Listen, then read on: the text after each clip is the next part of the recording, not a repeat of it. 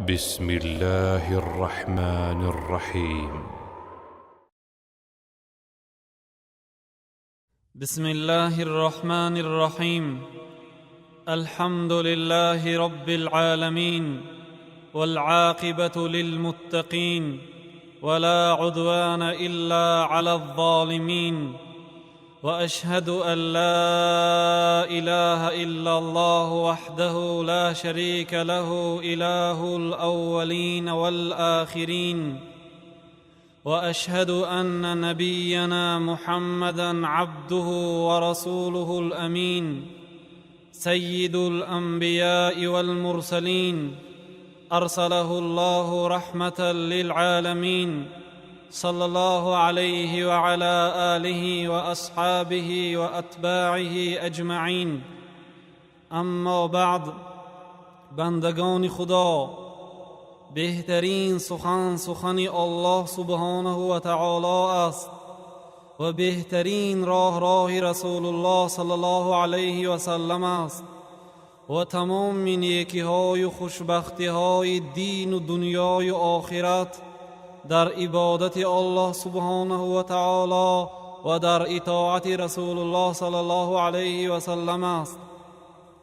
برادران عزیز، الله سبحانه و تعالی تمام مخلوقات را آفرید و بعضی آن را از بعضی دیگر افضل گردانید و از زمان و مکانها بهترین آن را اختیار کرد و از شهرها مکه و مدینه را اختیار کرده از تمام شهرها افضل گردانید و از ماهها ماه مبارک رمضان را اختیار کرده از دیگر ماهها افضل گردانید و روز جمعه را افضل ترین روزهای هفته گردانید و عبادت شب قدر را از 1000 ماه عبادت افضل گردانید و انسان را از تمام حیوانات و مخلوقات افضل گردانید و الله تعالی برای اکرام انسان فرشته ها را امر کرد که به آدم علیه السلام سجده کنند و الله تعالی در قرآن کریم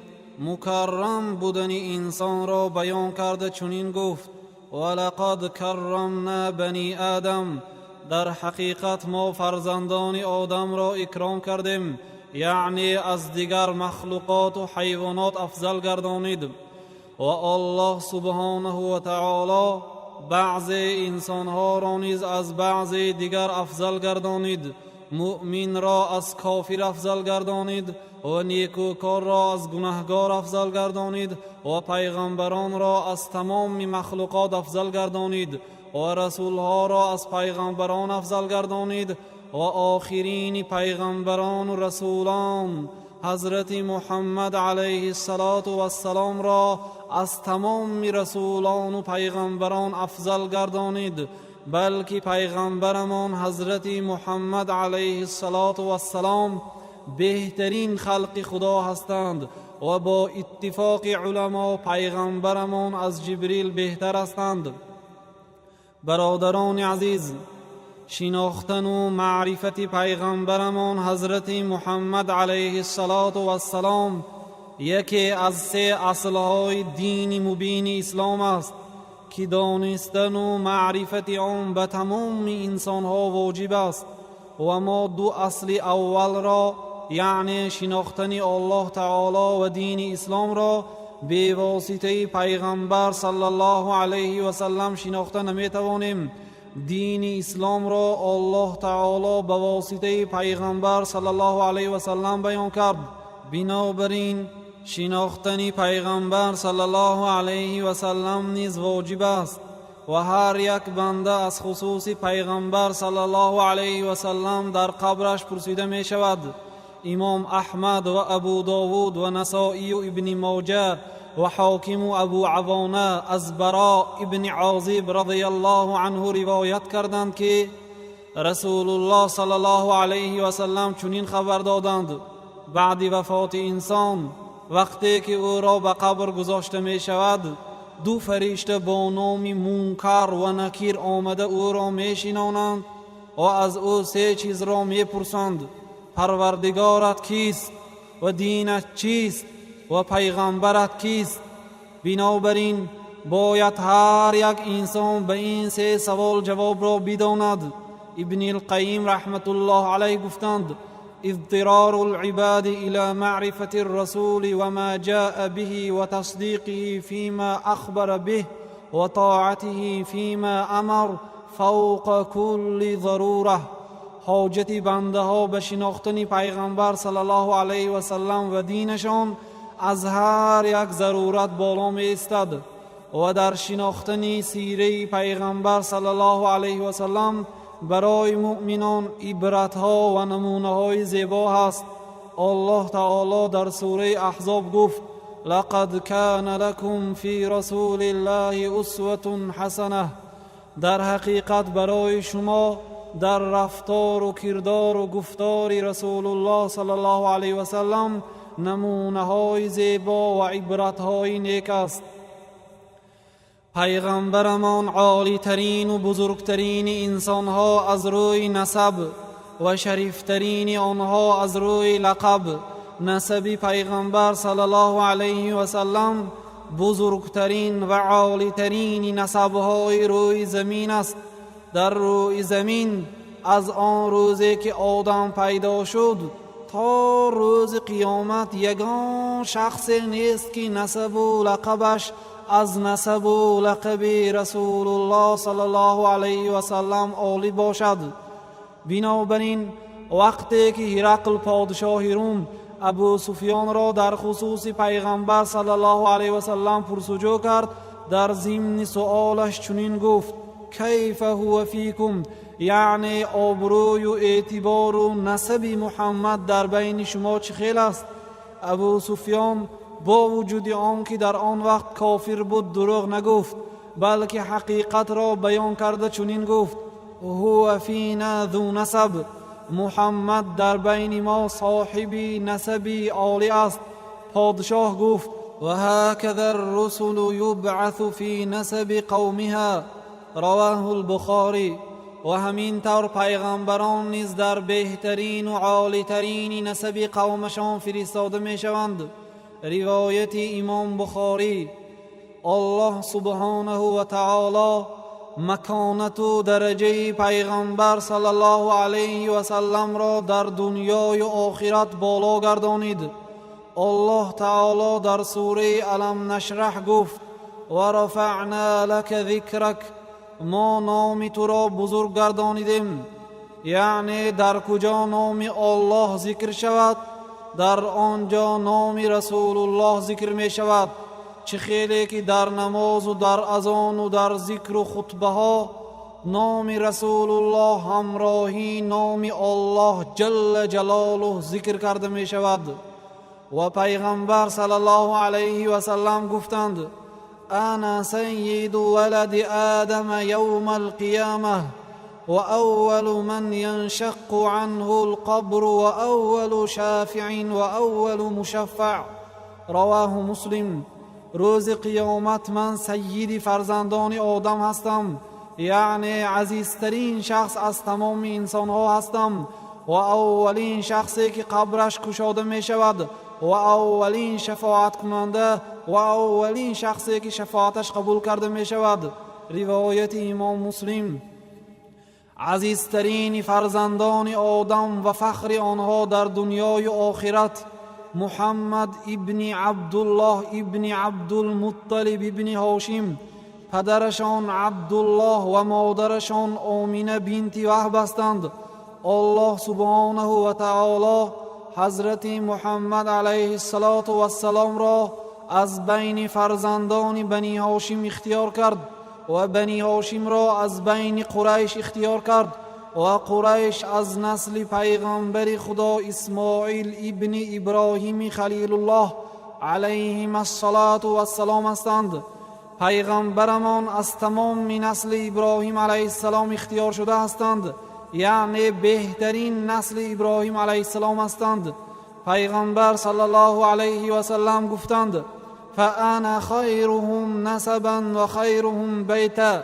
رواه الترمذی.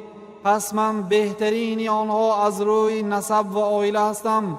روایت امام ترمذی.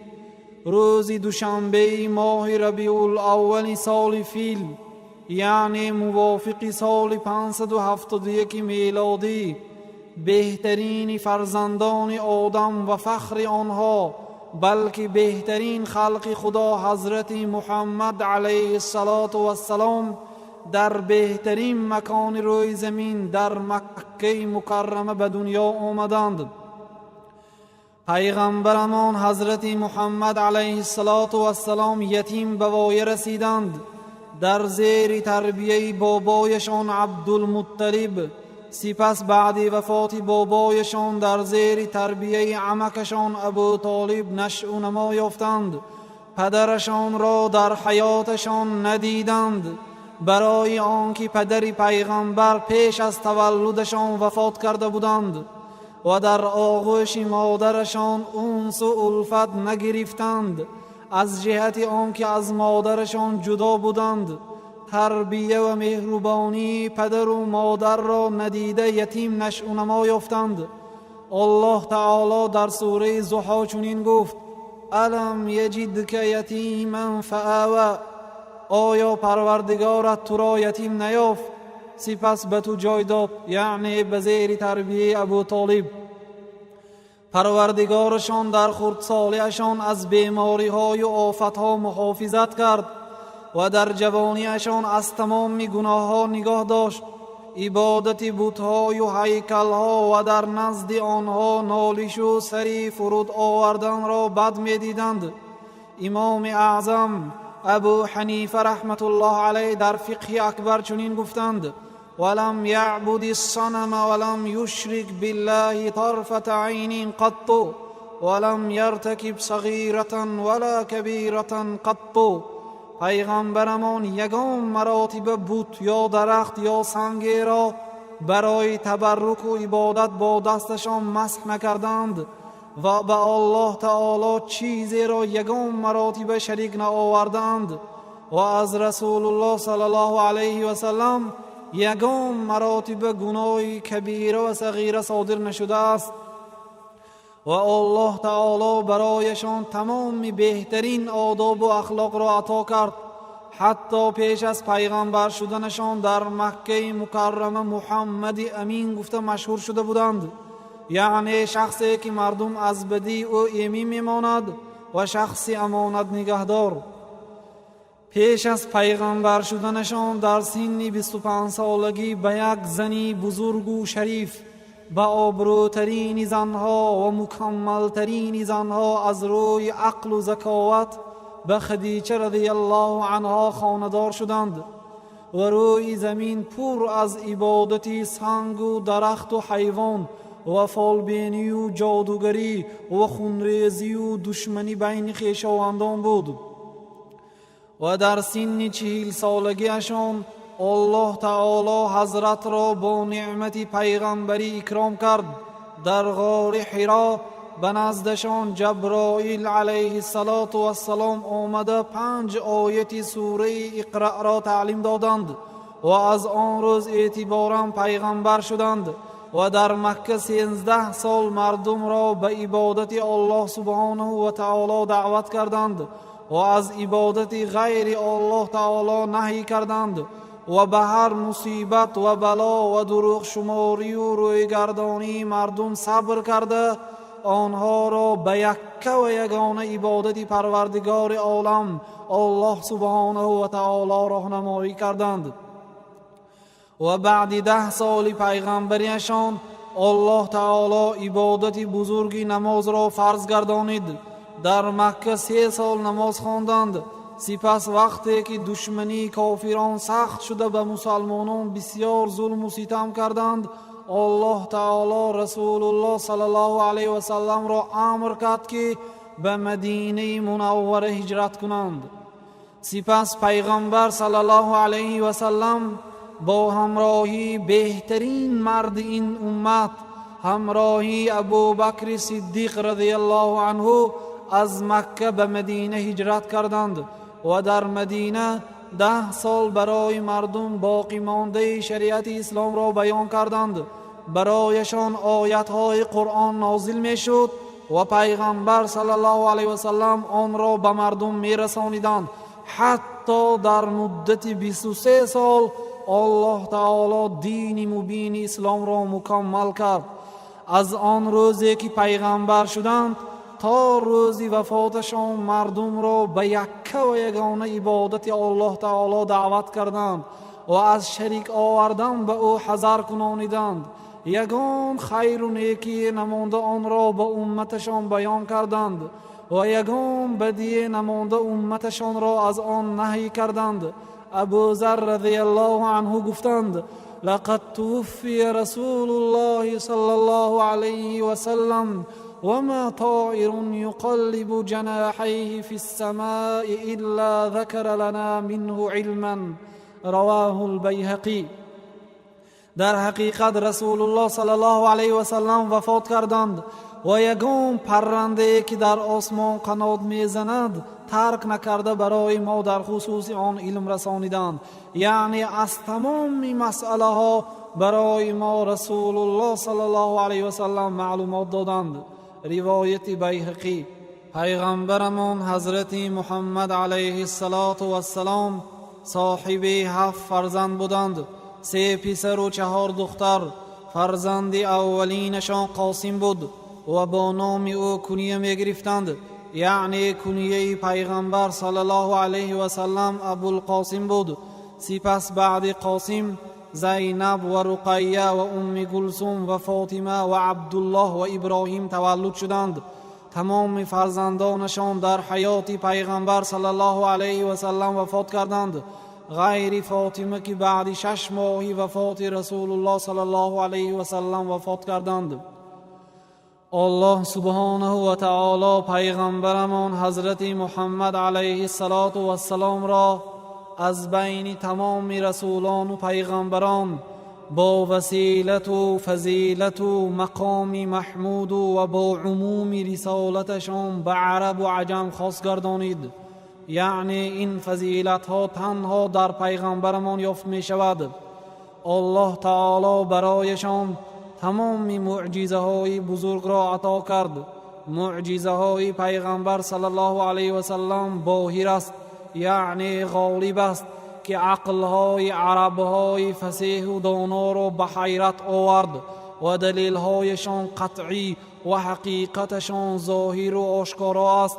الله تعالی به دل دشمنانشان از مسافه 1 ماه راه ترس انداخت. گناههایشان بخشیده شده. رسول الله صلی الله علیه و سلم را الله سبحانه و تعالی از تمام گناه ها پاک گردانید. حتی پیش از پیغمبر شدنشان گناه نکرده بودند. بسیارترین پیغمبران از روی امت و پیرو امتان پیغمبر صلی الله علیه و سلم خیلی بسیار هستند و یگان پیغمبر مثل پیغمبرمان امت و پیرو ندارند. اولین شخصی که در جنت را میکشایند و اولین شخصی که از پل صراط میگذرند. بسیارترین انسانهای روی زمین از روی عبادت الله سبحانه و تعالی بنده الله تعالی بودند و به نعمتهای الله تعالی شکر کننده. شبها نماز میگذاشتند، حتی قدمهای مبارکشان ورم میکرد. نوری چشمشان نماز بود، خالص برای رازگی الله تعالی با خشوع و ترس عبادت میکردند. عبدالله ابن شخیر رضی الله عنه گفتند: اتیت رسول الله صلی الله علیه و سلم و هو یصلی ولجوفه عزیز كعزیز المرجل من البكاء. رواه ابو داود.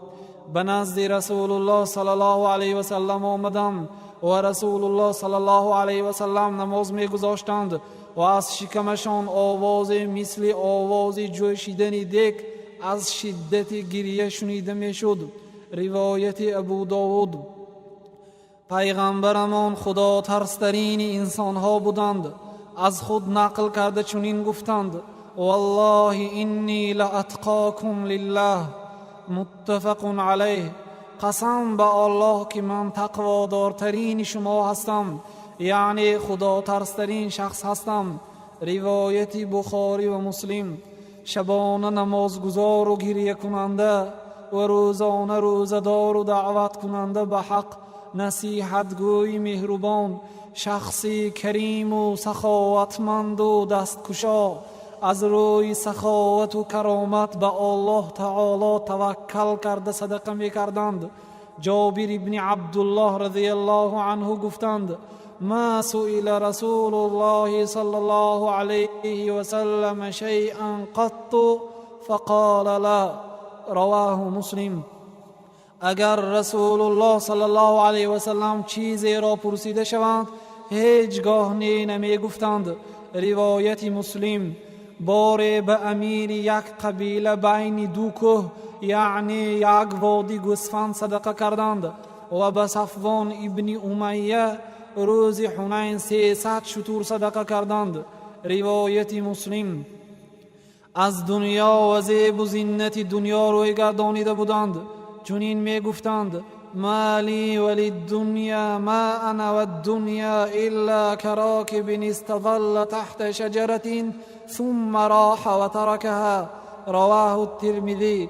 برای چی من دنیا را دوست دارم؟ مثال من و دنیا مثل سواره است که در زیر سایه درخت کمی استراحت کرد و سپس آن سایه را ترک کرده رفت.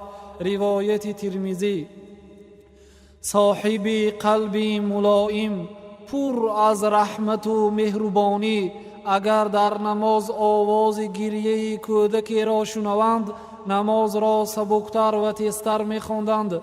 از جهت شفقت و مهربانیشان به مادرش و از پروردگارشان سخت می ترسیدند.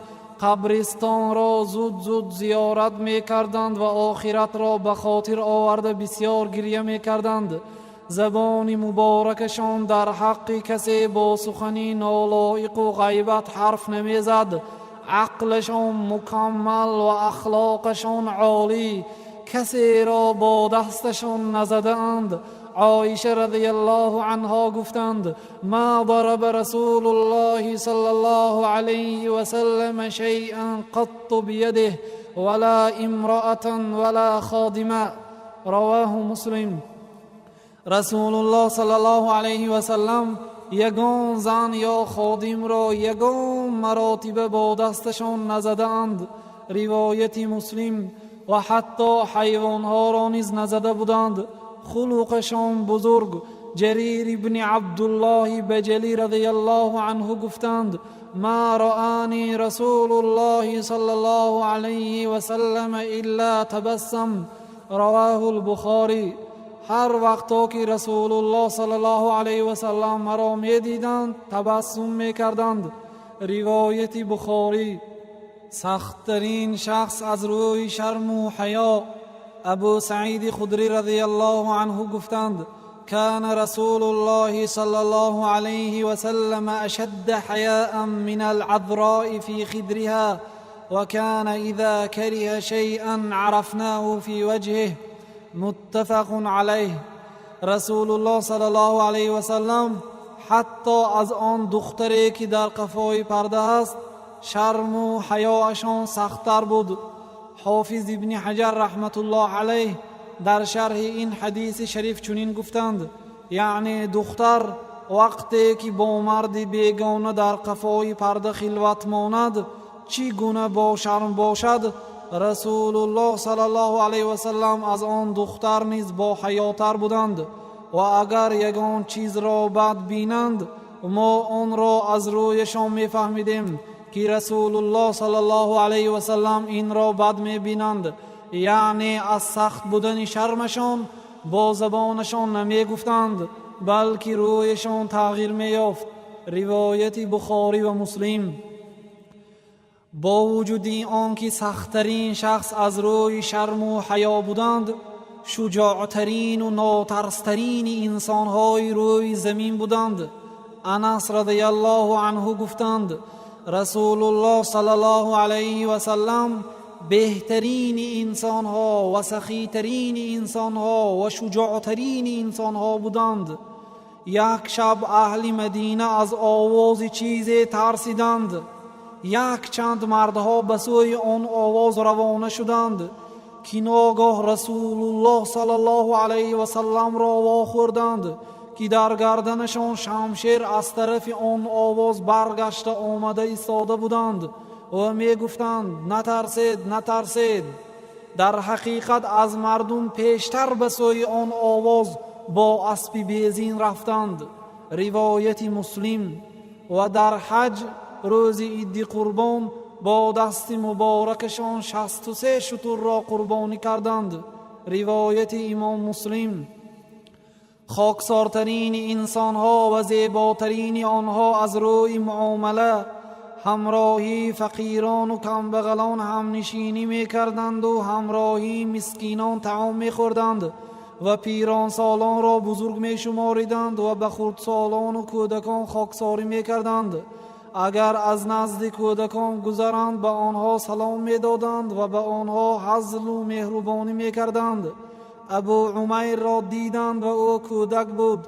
به او حزل کنان گفتند ابا عمیر ما فعل النغیر. متفق علیه. ای ابو عمیر به کنجشکت چی شد؟ روایت بخاری و مسلم. انس رضی الله عنه گفتند ما رأیت احدا کان ارحم بالعیال من رسول الله. رواه مسلم. کسی را ندیدم که به ضعیفان و بیچارگان از رسول الله صلی الله علیه و سلم دیده مهربان تر باشد.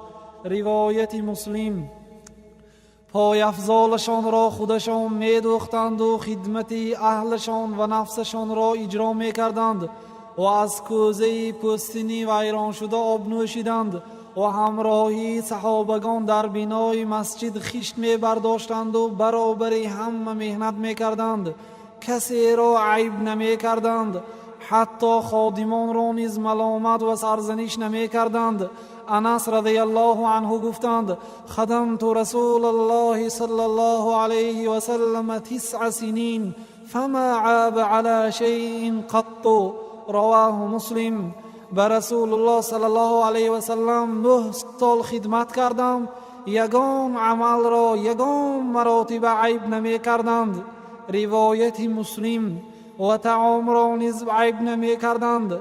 ابو هریره رضی الله عنه گفتند ما عاب النبی صلی الله علیه و سلم طعاما قط ان اشتهاه اکله و ان لم یشتهی ترکه. رواه البخاری. رسول الله صلی الله علیه و سلم یگان مراتب طعام را عیب نمی کردند. اگر طعام معقول شود می خوردند و اگر معقول نشود نمی خوردند. روایت بخاری. خاکسار بزرگ از فخر و کبر و خیلا و خود را بالاگیری دور هستند.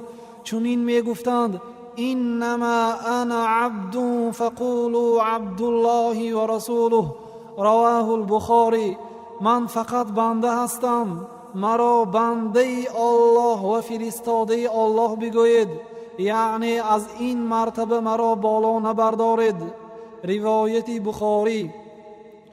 پاکترین و شریفترین انسانها دست مبارکشان به دست یگان زنی نامحرم نرسیده است. وفادارترین شخص به اهل و عائله و صحابگانشان. اگر گوسفند ذبح کنند بعضی اعضای آن را به دوگانه های خدیجه می فرستادند، یعنی بعد موت خدیجه از جهت وفاداریشان به خدیجه. و به شهیدان احد بعد 8 سال وفاتشان همچون خیر و خوش کننده برآمده نماز جنازه خواندند و صحابگان کرام را عزت و احترام می کردند و یگان چیز را به خودشان از صحابه ها سزاوار نمی دانستند، یعنی خود را از صحابگان مقدم نمی کردند. عثمان رضی الله عنه گفتند کان رسول الله صلی الله علیه و سلم یواسینا بالقلیل والکثیر. رواه احمد. رسول الله صلی الله علیه و سلم برای ما با مالی کم و بسیار یاری می دادند، یعنی خواه مالی بسیار باشد خواه کم برای ما می دادند. روایت امام احمد. با خلق زیبای خود همه را راضی می کردند. اگر کسی به رسول الله صلی الله علیه و سلم بدی کند به او بدی نمی کردند، بلکه گناهش را می بخشیدند و از بدیشان چشم می پوشیدند. اگر کسی در مسئله های دنیوی حقشان را پایمال کند به او غضب نمی کردند. یک اعرابی آمده از گریبان کرته رسول الله صلی الله علیه و سلم داشته رسول الله را به خود کشیده گفت برای من مال ده. رسول الله صلی الله علیه و سلم به او تبسم کنان نگاه کردند و به صحابگان گفتند به اعرابی چیزی که طلب کند بدهید. وقتی که لبید یهودی رسول الله را سحر کرده بود او را عفو کردند، یعنی بخشیدند. و آن یهودی زنی که به طعامشان زهر گذاشته بود او را سرزنش و ملامت نکردند. و آنهایی که با رسول الله صلی الله علیه و سلم جنگ کرده بودند آنها را بخشیدند. و روز فتح مکه به عوض آنکه از آنها قصد گیرند به آنها چنین گفتند اذهبوا فانتم الطلقاء، روید شما آزاد هستید. مادر مؤمنان عایشه رضی الله عنها گفتند کسی که رسول الله صلی الله علیه و سلم را دشنام داده باشد یگان مراتبه از او قصد نگرفتند. روایت مسلم. وقتی که روز احد مشرکان دندان مبارک رسول الله صلی الله علیه و سلم را شکستند و رویشان را خونشار کردند، صحابگان کرام به رسول الله صلی الله علیه و سلم گفتند یا رسول الله آیا در حق آنها دعای بد نمی کنید؟ رسول الله صلی الله علیه و سلم گفتند من پیغمبری لعنت کننده نیستم، من پیغمبری رحمت هستم. سپس دعا کرده گفتند پروردگارا قوم مرا به راه راست هدایت کن زیرا آنها نمیدانند. خوش رفتار و خوش معامله با هم صحبتانشان همیشه تبسم کننده احوال صحابگان را پرسجو کرده آنها را خبر می گرفتند. صاحبان فضیلت را یعنی شخصان بزرگ را با آدابانه از دیگران مقدم می گذاشتند و با خویشاوندان علاقه را پیوست می کردند و همراهی کسی سخت و دغل معامله نمی کردند. صاحبی سخنی بد و اذیت دهنده نبودند. زبان مبارکشان غیر سخنی نیک دیگر سخن را تلفظ نمی کرد و کسی را غیبت و تحقیر نمی کردند. تعریف و توصیف و سخن را زیب و زینت دادن را دوست نمی داشتند. به نزدشان یک گروه انسان ها آمده گفتند ای رسول الله، ای بهترین ما، فرزند بهترین ما و سید ما و فرزند سید ما. رسول الله صلی الله علیه و سلم به آنها گفتند ایها الناس قولوا بقولكم ولا يستهوینكم الشیطان، انا محمد عبد الله ورسوله ما احب ان ترفعوني فوق منزلتي التي انزلني الله عز وجل. رواه النسائی. ای مردم سخن خود را بگوید، شیطان شما را برای از هوای و نفس سخن کردن برده نرساند. من محمد بنده الله و رسول الله هستم. من دوست نمی دارم که مرا از مرتبه که الله تعالی به من داده است از آن بالا بردارید. روایت نسائی. و اگر به خانه اشان مهمان آید تکلف نمی کردند، یعنی طعامی نبوده را برای پیدا کردن تشویش نمی کشیدند، بلکه آن چیزی که داشتند آن را به نزد مهمان می گذاشتند. عالی ترین صفت‌های و بهترین آداب‌ها و حمیدترین اخلاق‌ها را جمع کرده بودند. شیخ الاسلام رحمت الله علیه گفتند از رسول الله صلی الله علیه و سلم یگان مراتبه اقلاً یک بار در حیاتشان سخنی دروغ حاصل نشده است و یگان مراتبه از رسول الله صلی الله علیه و سلم به کسی ظلم و خیانت حاصل نشده است، بلکه راستگوی ترین روی زمین و عادل ترین انسان ها و وفادار ترین انسان ها به عهد و پیمان بودند. با وجود گوناگونی احوالشان، یعنی همه وقت در حالت آرامی و خوف و در حالت قدرت و ضعیفی و در حالت صحتی و بیماری راستگوی و عادل و وفادار بودند و با اهل و عائله‌شان معامله نیک می‌کردند و اگر دخترشان فاطمه رضی الله عنها به خانه‌شان آیند از جایشان خسته او را مرحبا گفته به پهلوی خود میشیناندند و گفتند خیرکم خیرکم لأهله و انا خیرکم لأهله. اخرجه ابن ماجه. بهترین شما آن شخصی که به اهل و عائله‌اش بهترین باشد و من بهترین شما به اهل و عائله‌ام هستم. روایت ابن ماجه. به عالی و بزرگ بودن خلقشان پروردگارشان از بالای 7 قبت آسمان شاهد شد. الله تعالی در سوره قلم گفت و اینک لعلی خلق عظیم، یعنی ای پیغمبر البته شما صاحب خلقی بزرگ هستید. و در عالم از روز پیدایشش تا روز قیامت یگان شخصی نیست که از رسول الله صلی الله علیه و سلم به آداب و به اخلاق باشد. انس رضی الله عنه گفتند کان رسول الله صلی الله علیه و سلم احسن الناس خلقا. رواه مسلم. رسول الله صلی الله علیه و سلم زیباترین انسان ها از روی خلق بودند. روایت مسلم.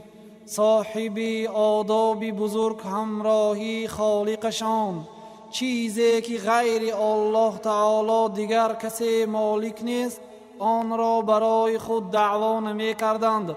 الله تعالی به پیغمبر صلی الله علیه و سلم گفت قل لا املك لنفسي نفعا ولا ضرا الا ما شاء الله ولو كنت اعلم الغيب لاستكثرت من الخير وما مسني السوء ان انا الا نذير وبشير لقوم يؤمنون. یعنی ای پیغمبر به مردم بگوید برای نفس خودم فایده و ضرری را دارا نیستم به غیر آنی که الله تعالی به من خواسته است و اگر غیب را میدانستم عملهای نیک را بسیار میکردم و به من بدی نمی رسید. از دست من چیزی نمی آید. وظیفه من فقط از عذاب دوزخ ترسانیدن و به جنت بشارت دادن آنهایی که ایمان آوردند. به نزدشان یک مرد آمده گفت ما شاء الله و شئت، یعنی الله تعالی و شما خواستید. پیغمبر صلی الله علیه و سلم به آن مرد گفتند اجعلتنی لله ندا قل ما شاء الله وحده. رواه النسائی. آیا مرا به الله تعالی شریک آوردی؟ بگو الله تعالی تنها خودش خواست. روایت نسائی. و الله سبحانه و تعالی در سوره جن گفت قل اینی لا املک لکم ضرا ولا رشدا. ابن کثیر رحمت الله علیه در تفسیر این آیت چنین گفتند یعنی ای پیغمبر بگوید من نیز مثل شما انسان هستم، فقط به من وحی داده می شود و من بنده از بنده های الله سبحانه و تعالی هستم. در هدایت و گمراهی شما از دست من چیزی نمی آید بلکه بازگشت همه این کارها به سوی الله سبحانه و تعالی است. و از هوای و نفس خود سخن نمی کردند. الله تعالی در سوره نجم گفت لا ينطق عن الهوى این هو الا وحی یوحى. پیغمبر از هوای و نفس خود چیزی نمی گوید بلکه آن سخنهایی که می گوید از جانب الله تعالی وحی است که به او وحی داده می شود. وحی این خبر دادن شریعت است که الله سبحانه و تعالی به پیغمبر خود خبر می دهد تا اینکه آن را به بندگان الله تعالی رسانند. عبدالله ابن عمرو رضی الله عنهما گفتند من تمام سخنهایی که از رسول الله صلی الله علیه و سلم می شنیدم می نوشتم تا که آن را حفظ کنم. قریشی ها مرا از نوشتم منع کرده گفتند هر چیزی را از رسول الله صلی الله علیه و سلم می شنوی ننویس. رسول الله نیز انسان هستند، در حالت رازگی و غضب سخن می کنند. پس مدتی از نوشتن باز ایستادم. سپس آن را به رسول الله صلی الله علیه و سلم ذکر کردم. رسول الله صلی الله علیه و سلم با دستشان به زبانشان اشاره کردند و گفتند: اکتب فوالذی نفسی بیده ما یخرج منه الا حق. رواه ابو داود. بنویس قسم به الله که از این غیر سخن حق دیگر سخن نمی براید. روایت ابو داود. و به دین الله تعالی خیانت نکرده آن را پر بیان کرده رفتند.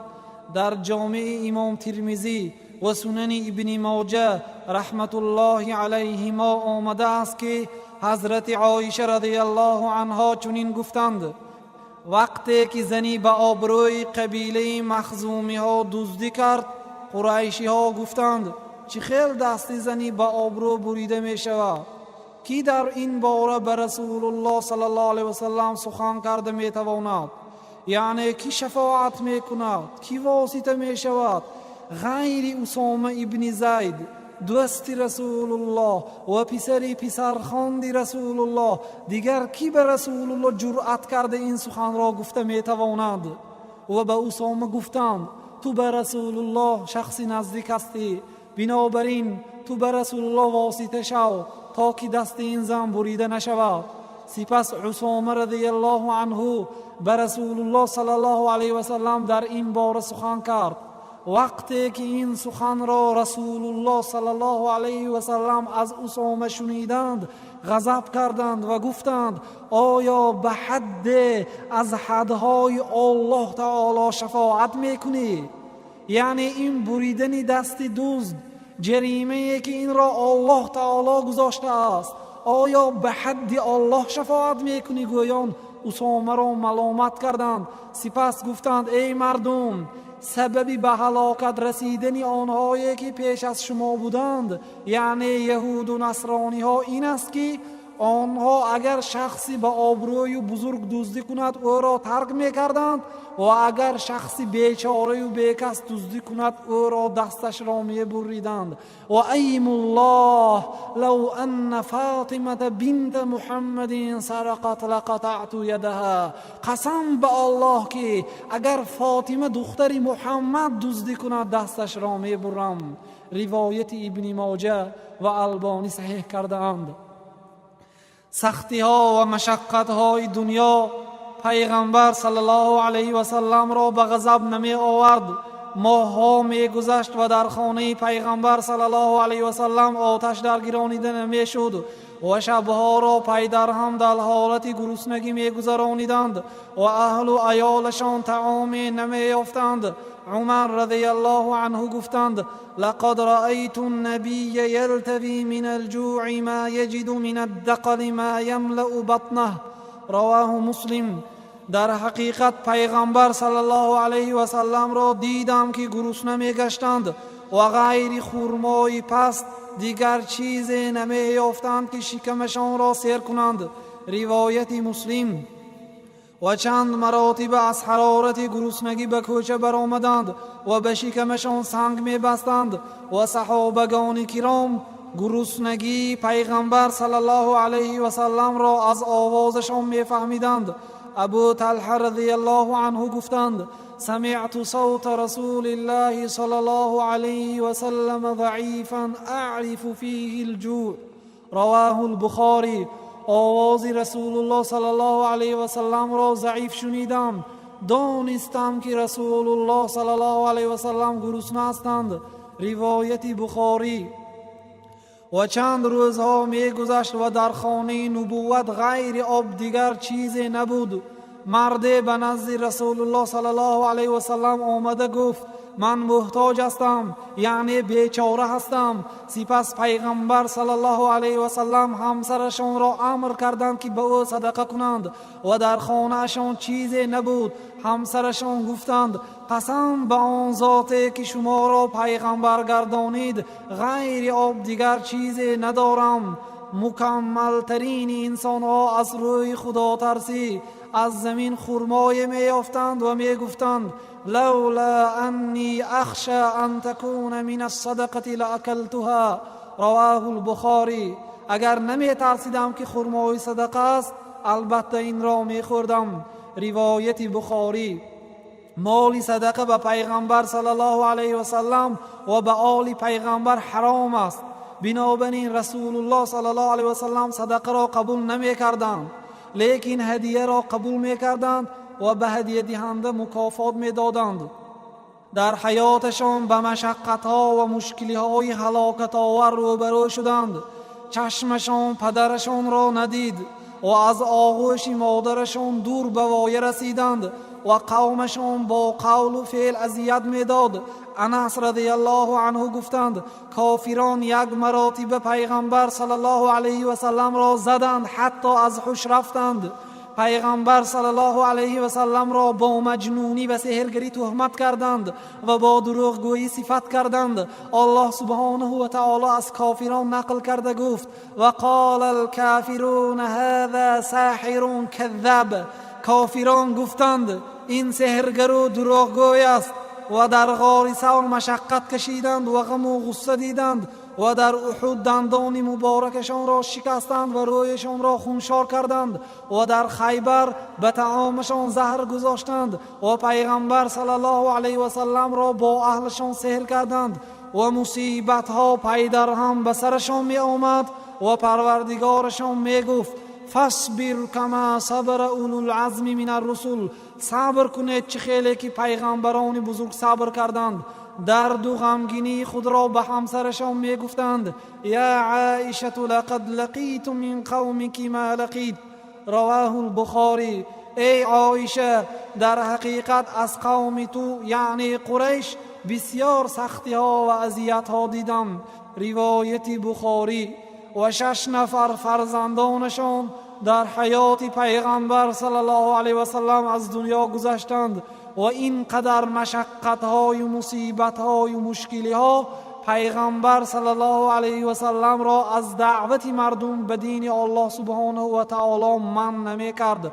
به همه دشواری ها و بلاها صبر کردند. از خود نقل کرده چنین گفتند لقد اوذیت فی الله و ما یؤذى احد و اخفت فی الله و ما یخاف احد. رواه احمد. در حقیقت در راه الله تعالی اذیت داده شدم و کسی مثل من اذیت داده نشده است و نمی شود و در راه او ترسانیده شدم و کسی مثل من ترسانیده نشده است و نمی شود. روایت امام احمد.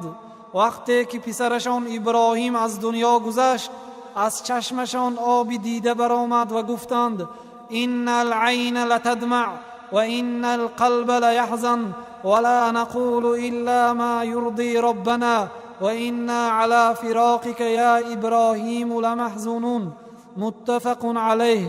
البته چشم آب دیده می برآرد و البته قلب غمگین می شود و فقط آن سخنی که پروردگارمان را راضی می کند آن را می گوییم و ما ای ابراهیم به فراق تو یعنی به جدا شدن از تو غمگین هستیم. روایت مسلم. پرنورترین و زیباترین شخص از روی منظره روی مبارکشان مثل ماهی 14 روزه می درخشید. برا ابن عازب رضی الله عنه گفتند لم ار شیئا قط احسن منه. متفق علیه. یگان مراتبه یگان چیز را ندیدم که از رسول الله صلی الله علیه و سلم زیباتر باشد. روایت بخاری و مسلم.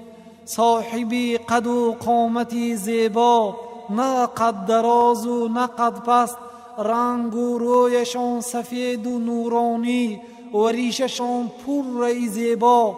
اگر به طرف راست و چپ یا قفا نظر کردنی شوند با تمام جسدشان نگاه کردن نظر می کردند. صاحبی قد و قامتی زیبا نه قد دراز و نه قد پست، رنگ و رویشان سفید و نورانی و ریششان پر زیبا. اگر به طرف راست و چپ یا قفا نظر کردنی شوند با تمام جسدشان نگاه کردن نظر می کردند. پاکترین و خوشبویترین شخص انس رضی الله عنه گفتند ما شممت عنبرا قط ولا مسكا ولا شيئا اطيب من ريح رسول الله. رواه مسلم. یگان عنبر یا میسک یا خوشبویی را بوی نکردم که از بوی رسول الله صلی الله علیه و سلم خوشبوی تر باشد. روایت مسلم. از رسول الله صلی الله علیه و سلم یگان مراتب در حیاتشان و نه بعد وفاتشان بوی بد بوی کرده نشده است. پیغمبر صلی الله علیه و سلم به خانه از رسول الله صلی الله علیه و سلم یگان مراتب در حیاتشان و نه بعد وفاتشان بوی بد بوی کرده نشده است.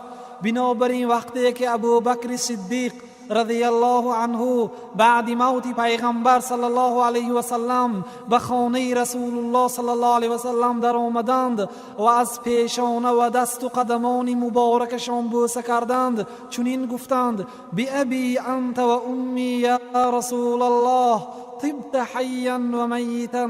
رواه البخاری. پدر و مادرم فدای شما باد ای رسول الله، در حیات و موتتان خوشبوی و پاک هستید. روایت بخاری. و پیش از وفاتشان گفتند: از دنیای شما به من خوشبوی محبوب گردانیده شد. روایت بخاری. شخصی فصیح و بلیغ رسول الله صلی الله علیه و سلم صاحبی فصاحت و بلاغت بودند. چنان سخن می کردند که عالم و جاهل می فهمید. سخنهای کوتاه لیکن پر از معناهای بزرگ و پر تأثیر. فصاحت و بلاغت این لفظهای جمله را زیب و زینت دادن نیست، بلکه فصاحت و بلاغت چه خیلی که شیخ الاسلام رحمت الله علیه در منهاج السنه بیان کردند: علم المعانی والبیان، علم معناها و پر بیان کردن آن. یعنی فصیح شخصی است که سخنش پر معنا باشد و آن را زیبا و پر بیان کرده تواند. وقتهای رسول الله صلی الله علیه و سلم پر از عبادت الله سبحانه و تعالی بود. همیشه با طاعت الله تعالی و رازگی و مشغول بودند. قل این صلاتی و نسکی و محیای و مماتی لله رب العالمین لا شریک له. الله سبحانه گفت: بگو ای رسول الله، نماز و قربانی من و حیات و موتم خالص برای رازگی الله تعالی است که او شریک ندارد. صحابگان کرام پیغمبر صلی الله علیه و سلم را خیلی دوست می داشتند. اگر پیغمبر صلی الله علیه و سلم سخن کنند به سخنشان با دقت گوش می انداختند، گویا که در سری آنها پرنده نشسته است که اگر کمتر سری خود را حرکت کنانند آن پرنده می پرد. یعنی با چنان احترام و دقت به سخنانشان گوش می کردند و اگر آنها را برای اجرای عمل امر کنند، برای به انجام رسانیدن امر رسول الله صلی الله علیه و سلم شتاب می کردند. انس رضی الله عنه گفتند: لم یکن شخص احب الیهم من رسول الله و كانوا اذا رأوه لم يقوموا لما يعلمون من کراهیته لذلك. رواه الترمذی. یگان شخص به صحابگان کرام از رسول الله صلی الله علیه و سلم دیده محبوبتر و عزیزتر نبود و با وجود این قدر محبت اگر رسول الله صلی الله علیه و سلم را بینند از جایشان نمیخستند، برای آنکه میدانستند که رسول الله صلی الله علیه و سلم این عمل را بد میبینند. روایت ترمذی. و کبار صحابگان از روی شرم و حیا و پیغمبر را بزرگ شماری اشان به رسول الله صلی الله علیه و سلم با چشم خود نظر کرده نمی توانستند. عمرو ابن العاص رضی الله عنه گفتند: یگان شخص برای من از رسول الله صلی الله علیه و سلم محبوب تر نبود و یگان شخص در نظرم از رسول الله صلی الله علیه و سلم بزرگتر نبود و من طاقتی پر با چشمم به رسول الله نظر کردن نداشتم از روی هیبت و بزرگی رسول الله. و اگر از خصوصی وصف رسول الله صلی الله علیه و سلم پرسیده شوم من رسول الله صلی الله علیه و سلم را وصف کرده نمیتوانم، برای آن که من پر با چشمم به رسول الله صلی الله علیه و سلم نظر کرده نمیتوانستم. روایت مسلم. در حقیقت صحابگان کرام پیغمبر صلی الله علیه و سلم را به نهایت با دلشان بزرگ شماریدند و نفسهایشان نخواست که در خانه‌ای که آنها در بالای رسول الله در پایان استقامت کنند و با این طریقه تابعین و گذشتگان پیغمبر صلی الله علیه و سلم را بزرگ می شماریدند. و محمد ابن منکدر رحمت الله علیه آب چشم خود را داشته نمیتوانستند وقتی که حدیث رسول الله صلی الله علیه و سلم را میخواندند. و امام مالک رحمت الله علیه گفتند ما به نزد ایوب سختیانی می در آمدیم، پس هر وقتا که به او سخن رسول الله صلی الله علیه و سلم را ذکر می کردیم گریه می کرد، حتی به او رحم می کردیم. و امام مالک رحمت الله علیه حدیث های رسول الله صلی الله علیه و سلم را به طهارت قرائت نمی کردند و شاگردان خود را در وقت خواندن حدیث رسول الله صلی الله علیه و سلم از سخن گفتن من می کردند. و در دنیا از روز پیدایشش تا روز قیامت یگان شخصی نیست که مثل رسول الله صلی الله علیه و سلم عزت و اکرام دیده باشد. در روز حدیبیه عروه ابن مسعود وقتی که معامله و محبت صحابگان را با رسول الله صلی الله علیه و سلم دید، از نزد مسلمانان به نزد کافران رفته چنین گفت: ای قوم، والله انی وفدت علی الملوک و وفدت علی قیصر و کسرا و النجاشی، والله این رأیت ملکا قط يعظمه اصحابه ما يعظم اصحاب محمدا. رواه البخاری.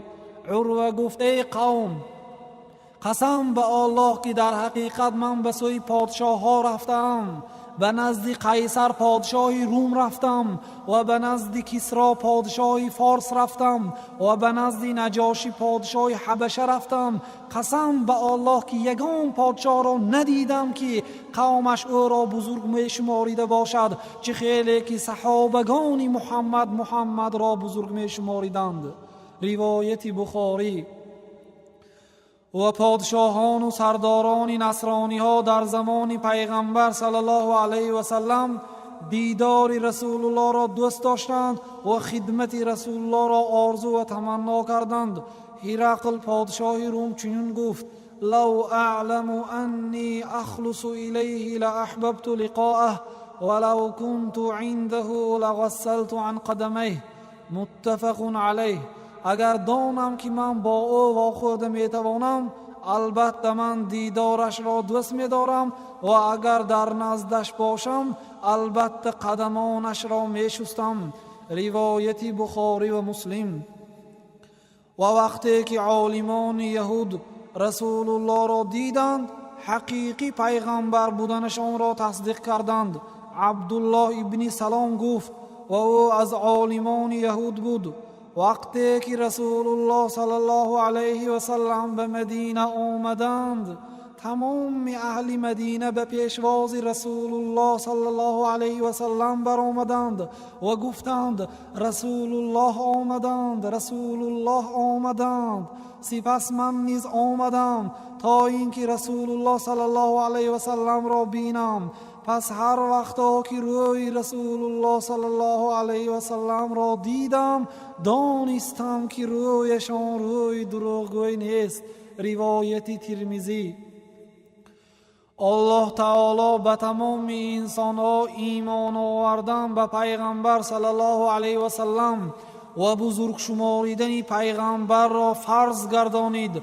الله سبحانه و تعالی در سوره فتح گفت: إنا أرسلناك شاهدا ومبشرا ونذيرا لتؤمنوا بالله ورسوله وتعزروه وتوقروه وتسبحوه بكرة وأصيلا. ما شما را پیغمبر کردیم و شما را به یگانگی الله تعالی شاهد و بشارت دهنده مؤمنان به جنت و ترساننده کافران از دوزخ گردانیدیم تا اینکه شما ای مسلمانان به الله تعالی و به رسولش ایمان بیارید و به پیغمبر یاری و نصرت دهید و پیغمبر را بزرگ شمارید و به الله تعالی سحری و بیگاهی تسبیح بگویید. و کسی که به رسول الله ایمان نآورد او را الله تعالی با زبان رسول الله به آتش دوزخ وعده داد.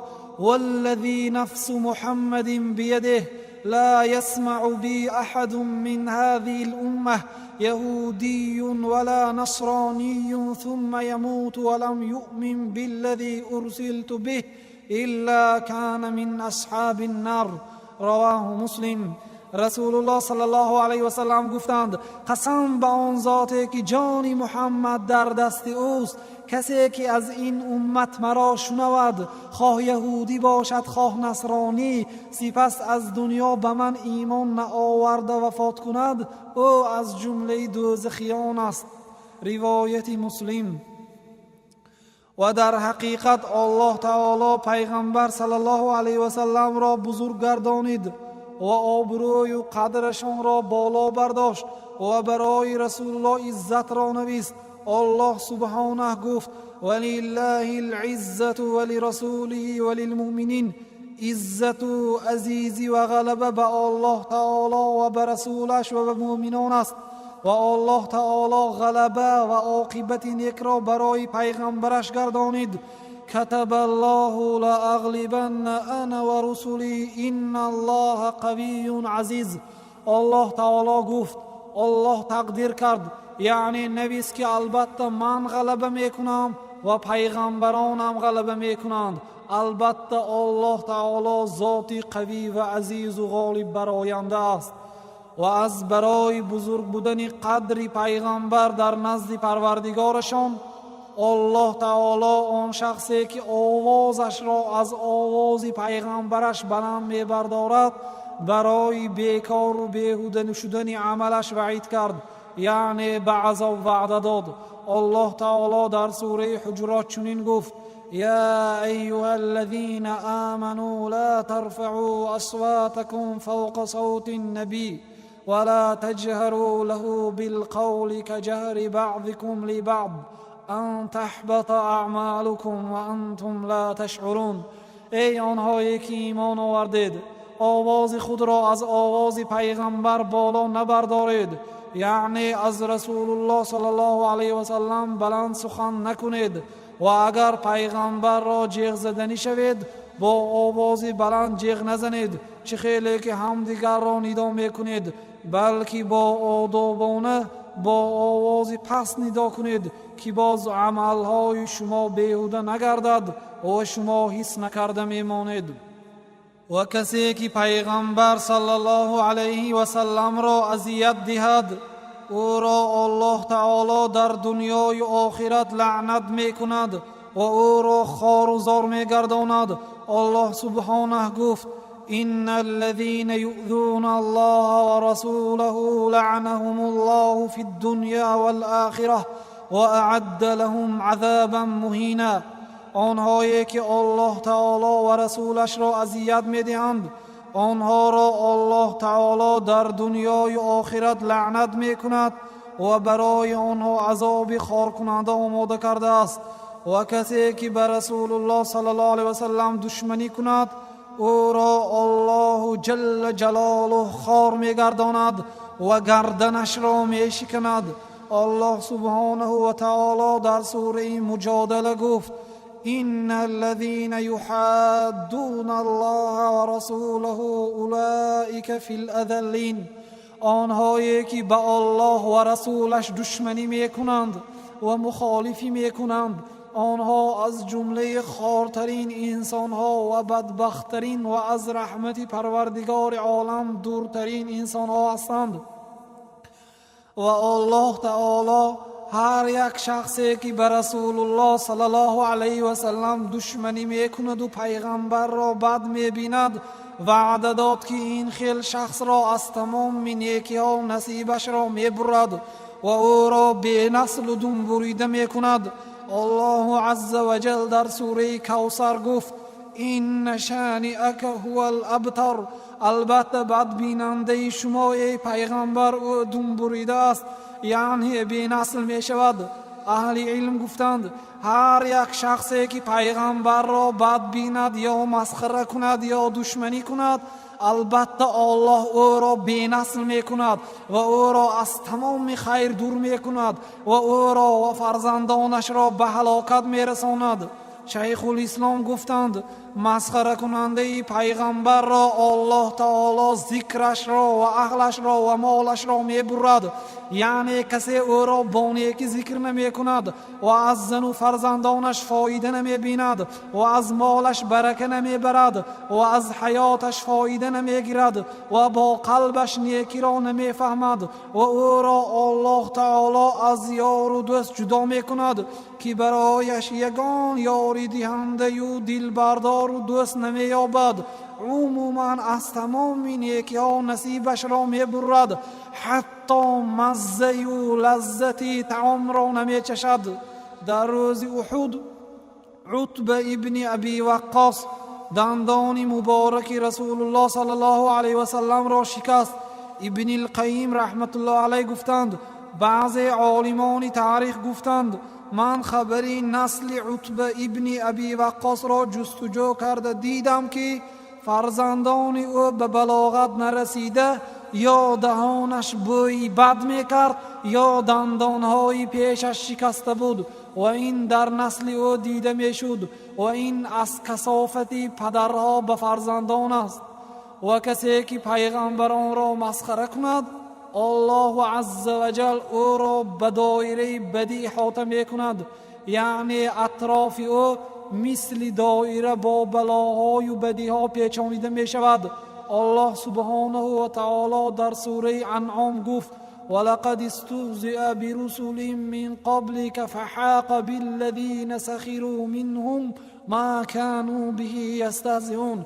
ای پیغمبر در حقیقت پیغمبرانی که پیش از شما بودند مسخره کرده شدند، یعنی قومشان آنها را مسخره میکرد، پس به سر آنهایی که پیغمبران را مسخره میکرد عذاب و بلا میفرامد و گاه الله تعالی به مسخره کننده پیغمبر مهلت میدهد، یعنی بعد مسخره یک بار عذاب نداده با حکمتش کمی مهلت میدهد، سپس عذابش را به آنها نازل میکند. الله جل و علا گفت ولقد استهزئ برسل من قبلك فاملیت للذین كفروا ثم اخذتهم فكيف كان عقاب. در حقیقت پیغمبرانی که پیش از شما بودند مسخره کرده شدند، پس من به کافران مهلت دادم، یعنی یک بار عذاب ندادم، سپس آنها را عذاب دادم. پس چگونه سخت و شدید است عذاب من. و سنت پروردگار عالم این است که البته کسی که پیغمبر خدا را اذیت دهد او را الله جل جلاله می شکند، یعنی او را هلاک می کند. الله سبحانه و تعالی گفت انا کفیناک المستهزئین، ما به عذاب دادن مسخره کننده های شما ای پیغمبر کفایه هستیم، یعنی من خودم آنها را عذاب می دهم. در زمان پیغمبر صلی الله علیه و سلم یک مرد پیغمبر صلی الله علیه و سلم را مسخره کرد. وقتی که وفات کرد او را دفن کردند. پس هر وقت تا که او را دفن می کردند او را در بالای قبر می افتند که از قبر برآورده شده بود. انس رضی الله عنه گفتند یک مرد از قبیله بنی نجار نصرانی بود، سپس اسلام را قبول کرد و سوره بقره و آل عمران را از خود کرد و به پیغمبر صلی الله علیه و سلم کاتبی می کرد، سپس نصرانی شد، یعنی از اسلام خارج شده باز دین نصرانی را قبول کرد. پس به سوی قومش گریخت حتی به نصرانی ها رسید. پس به مسخره کردن رسول الله صلی الله علیه و سلم شروع کرد و رسول الله را مسخره می کرد. دیر نگذشته الله تعالی گردنش را شکست، سپس مرد.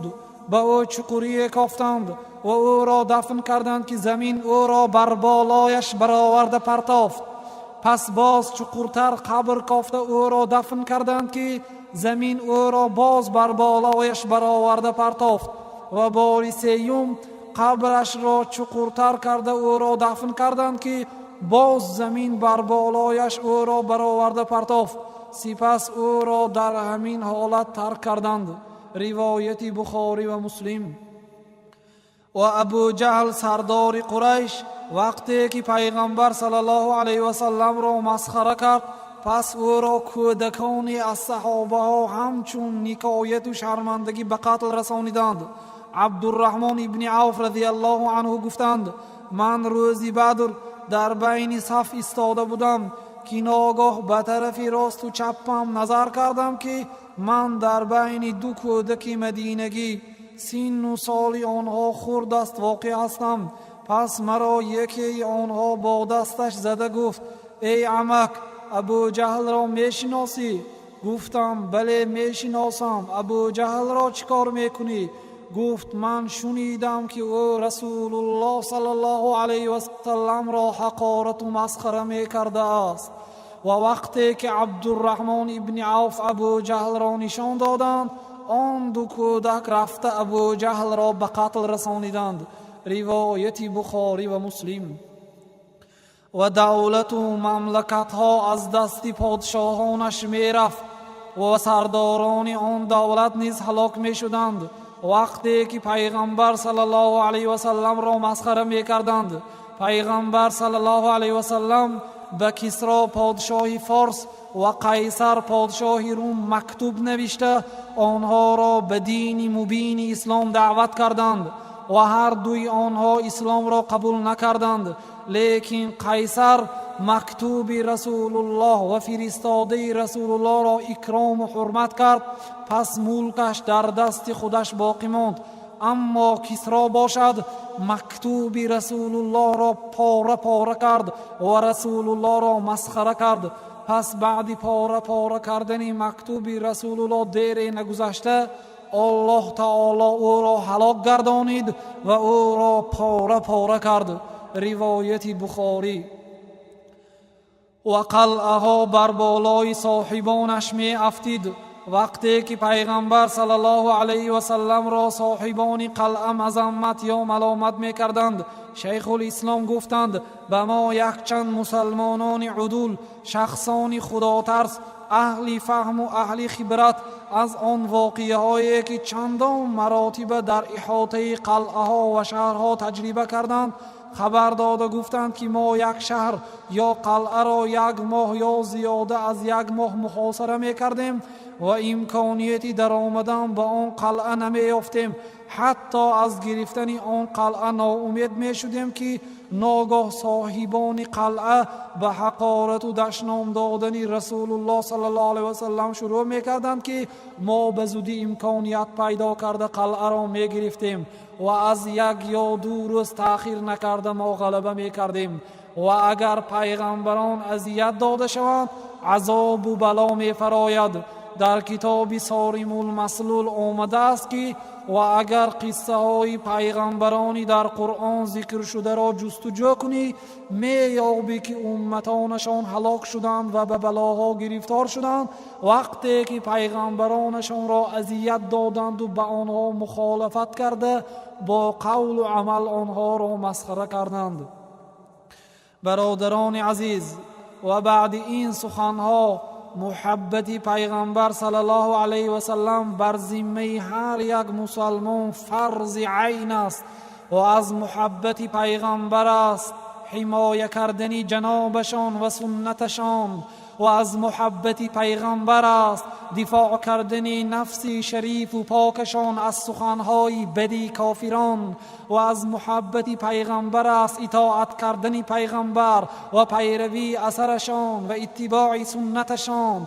در حقیقت الله تعالی در 40 موضع قرآن کریم اطاعت و پیروی کردن به رسول الله را ذکر کرده است و کسی که به سنت رسول الله عمل کند او را الله تعالی دوست می دارد و گناهایش را می بخشد. الله سبحانه و تعالی در سوره آل عمران گفت قل إن كنتم تحبون الله فاتبعوني يحببكم الله و یغفر لكم ذنوبكم. یعنی ای پیغمبر به مردم بگویید اگر شما الله را دوست می داشته باشید پس مرا اطاعت کنید، الله تعالی شما را دوست می دارد و گناه های شما را می بخشد. و عزت و بزرگی مسلمانان به قدر اطاعت کردنشان پیغمبر را و خوشبختی بنده در دنیای و آخرت به اطاعت رسول الله صلی الله علیه و سلم معلق است و تمام بدی های و ناخوشی های و کمبغلی های و مصیبت ها در بی ایمانی به پیغمبر و دشنام دادن یا مسخره کردن پیغمبر یا در سبک کردن به کتاب خدا و سنت رسول الله است. و کسی که به پیغمبر خدا دشمنی کند داند که او با نص سخن خدا مغلوب می شود. الله تعالی آنهایی که پیغمبر و مؤمنان را اذیت می دهند یا دشمنی می کنند وعده داد که آنها مغلوب می شوند. إنا لننصر رسلنا والذين آمنوا في الحياة الدنيا و یوم یقوم الاشهاد. الله تعالی گفت البته ما به پیغمبرانمان و به آنهایی که به پیغمبران ایمان آوردن در دنیای آخرت نصرت میدهیم، یعنی یاری میدهیم. و کسی که به پیغمبران ایمان نآورد البته الله به آنها نصرت نمیدهد. اطاعت و پیروی کردن به رسول الله صلی الله علیه و سلم واجب است. صاحبی فتح المجید گفتند تعظیم و بزرگ شماری پیغمبر صلی الله علیه و سلم با بزرگ شماریدن امر و نهیشان و پیروی سنتشان به جا می آید و به سبب اطاعت پیغمبر صلی الله علیه و سلم رحمت های الهی نازل می شود. الله سبحانه گفت و اطیعوا الله و الرسول لعلکم ترحمون. الله تعالی و رسول را اطاعت کنید البته شما رحم کرده می شوید. و محبت رسول الله با اطاعت و پیروی است و محبت رسول الله از محبت فرزند و پدر و تمام مردم مقدم می‌استد. پیغمبر صلی الله علیه و سلم گفتند لا یؤمن احدکم حتی اکون احب الیه من ولده و والده و الناس اجمعین. رواه البخاری. یعنی یکی شما مؤمنی حقیقی نمی شود تا آن دمی که من به او از فرزند و پدرش و از تمام انسان ها محبوب تر نباشم. روایت بخاری. و از محبت پیغمبر است محبت صحابگان پیغمبر و محبت همسران و فرزندان و خویشاوندان پیغمبر و از محبت پیغمبر است محبت میراثخوران پیغمبر، یعنی محبت عالمان اسلام. و کسی که پیغمبر را دوست دارد در عالی ترین درجه جنت، در جنت فردوس همراهی پیغمبر صلی الله علیه و سلم می باشد. پیغمبر صلی الله علیه و سلم گفتند المرء مع من احب. رواه مسلم. روز قیامت انسان همراهی دوست داشته‌اش می باشد. روایت مسلم. برادران عزیز، ما در یک شبانه روز چند مراتبه در نماز و در اذان و در ذکرها اشهد ان محمد رسول الله می گوییم. پس معنای این کلمه چیست؟ علمای اسلام در معنای این کلمه چنین گفتند: معنای شهادت دادن به پیغمبری حضرت محمد علیه السلام این است که اطاعت کردن امرهای رسول الله و تصدیق کردن خبرهای رسول الله و پرهیز کردن از نهی کرده های رسول الله و عبادت کردن الله تعالی موافق سنت رسول الله صلی الله علیه و سلم است.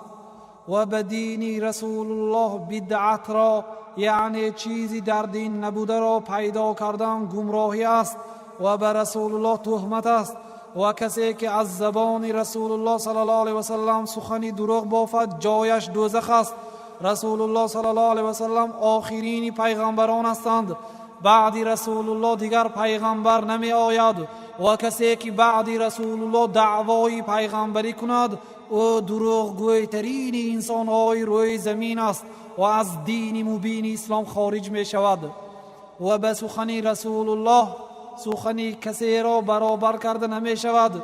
بنابراین امام مالک رحمت الله علیه گفتند كل يؤخذ من قوله ويرد إلا صاحب هذا القبر. هر یک شخص را سخنش را قبول کرده می شود و سخنش را رد کرده می شود غیر صاحب این قبر. گفتند و با دستشان به سوی قبر رسول الله صلی الله علیه و سلم اشاره کردند که همه وقت جمیع سخنهایشان قبول کرده می شود. و اگر قول کسی مخالف سخن رسول الله آید سخنش به خودش رد است. بنابراین ابن عباس رضی الله عنهما چنین می گفتند یوشک ان تنزل علیکم حجارة من السماء اقول قال رسول الله و تقولون قال ابو بکر و عمر. رواه احمد. دیر نگذشته بر بالای شما سنگ میبارد رسول الله گفتند میگویم شما باشد ابو بکر و عمر گفت میگوید. روایت امام احمد. برادران عزیز ببینید چه خیلی عبدالله ابن عباس رضی الله عنهما سخت سرزنش کردند آنهایی را که قول رسول الله را ترک کرده قولی بهترین این امت را به خود دلیل کردند و گفتند که به نزدیکی به سر شما سنگ میبارد. اگر عبدالله ابن عباس رضی الله عنهما زمان ما را بینند چی گویند و چی شود حال آنهایی که سخنهای مردم را برای خود دین کرده گرفتند و سخنهای رسول الله صلی الله علیه و سلم را زیر پا پرتافتند. ابو بکر ابن ابی داود رحمت الله علیه چنین گفتند ودع عنك آراء الرجال و قولهم فقول رسول الله ازکى و اشرح. تو ای مسلمان از خود قول مردم را ترک کن قول رسول الله صلی الله علیه و سلم را بگیر که پاکتر و روشنتر و حق است. بنابراین وقتی که امام اعظم امام ابو حنیفه رحمت الله علیه با حماد ابن زید در مسئله ایمان جدال کردند حماد ابن زید به سخنش حدیث رسول الله صلی الله علیه و سلم را دلیل کرد که امام چیزی نگفتند. شاگردان و مخلصان امام گفتند شما نیز جواب گردانید رد زنید. امام اعظم عالم ربانی شخص خدا ترس که بودند چنین گفتند چه خیلی من به او رد گردانم و او به من حدیث رسول الله صلی الله علیه و سلم را ذکر میکند آیا من به سخن رسول الله رد زنم؟ گویان جواب دادم رحمتهای خداوندی باد بر امام ابو حنیفه. این قصه را ابن ابی العز حنفی در شرح عقیده طحاوی از حکایت خود امام طحاوی نقل کردند. برادران عزیز خلاصه دینی که الله تعالی رسول الله صلی الله علیه و سلم را با آن دین فرستاد دعوت به یک و یگانه عبادت کردن الله تعالی و به او کسی را شریک نآورده تنها خودش را عبادت کردن است. الله سبحانه در سوره انبیا خبر داده گفت و ما ارسلنا من قبلك من رسول الا نوحی الیه انه لا اله الا انا فاعبدون. یعنی ما به تمام پیغمبرانی که پیش از شما پیغمبر کردیم وحی میدادیم که غیر من دیگر خدای بر حق نیست پس مرا عبادت کنید. برادران عزیز پیغمبرمان حضرت محمد علیه السلام انسانی از انسانها بودند. میخوردند و مینوشیدند و گرسنه میماندند و خانه‌دار میشدند و غمگین میشدند و گریه میکردند و خواب میکردند و فراموش میکردند و بیمار میشدند و در سن 63 سالگی در مدینه منوره وفات کردند. روایت بخاری. پیغمبرمان یگان خصوصیتی از خصوصیت‌های خداوندی و پروردگاری ندارند. علم غیب را نمیدانند. الله سبحانه و تعالی به پیغمبر صلی الله علیه و سلم در سوره نمل گفت قل لا یعلم من فی السماوات والارض الغیب الا الله. یعنی ای پیغمبر به مردم بگوید آنهایی که در آسمان و در زمین هستند غیر الله تعالی دیگر کسی غیب را نمیداند. فرق اساسی پیغمبر از دیگر انسانها آن است که به پیغمبر صلی الله علیه و سلم وحی داده می شود. الله عز و جل در سوره کهف گفت قل انما انا بشر مثلكم یوحى الی انما الهكم اله واحد فمن كان يرجو لقاء ربه فليعمل عملا صالحا ولا يشرك بعبادة ربه احدا. ای پیغمبر به مردم بگوید من فقط مثل شما انسان هستم، فرقی من از شما آن است که به من وحی داده می شود که البته خدای شما خدای یگانه و برحق است. پس کسی که با نیکی واخوردنی پروردگارش را امید داشته باشد پس عملی صالح کند و در عبادت پروردگارش چیزی را شریک نآورد. پیغمبرمان را از قدرشان بالا برداشته نمی شود و با نام پیغمبر قسم خورده نمی شود و این چونین از مرتبه پیغمبری پست زده دروغ شماریده نمی شود، بلکه تمام سخنهایشان را قبول کرده می شود. بعضی انسانها پیغمبر را از درجه پیغمبری به درجه پروردگار عالم می برارند و بعضی ها حقارت و دشنام می دهند. هر دو گروه نیز ظالم هستند. پیغمبر را از درجه خودشان به درجه الله تعالی برداشتن شرک است و از درجهشان پس زدن کفر است و در اکرام و تعظیم و تعریف از مرتبه پیغمبری و رسالت از حد گذرانیده نمی شود. پیغمبر صلی الله علیه و سلم گفتند لا تطرونی کما اطرت النصارى ابن مریم انما انا عبد فقولوا عبد الله و رسوله. رواه البخاری. مرا در تعریف کردن با سخنهای دروغ و تعریفات نالایق از حد نگذرانید. چه خیلی که نصرانی ها در حق عیسی ابن مریم سخنهای دروغ بافته عیسی را پسر خدا گفتند. من یک بنده هستم، مرا بنده الله و رسول الله بگوید. روایت بخاری. از پیغمبر صلی الله علیه و سلم یاری و مدد پرسیده نمی شود. از مرده ها یاری پرسیدن دلالت به بیعقلی می کند. طلب و درخواست ها را غیر پروردگار عالم دیگر کسی داده نمی تواند. پیغمبر صلی الله علیه و سلم به دخترشان فاطمه رضی الله عنها گفتند یا فاطمه بنت محمد سلینی من مالی ما شئتی لا اغنی عنک من الله شیئا. رواه البخاری. ای فاطمه دختر محمد از مال من چقدر خواهی بپرس، من تو را از عذاب الله تعالی نجات داده نمیتوانم. روایت بخاری. مادامی که بهترین خلق خدا را از درجه و مرتبه خود بالا برداشته نشود، به طریق اولا غیر پیغمبر را از مرتبه خودش بالا برداشته نمی شود.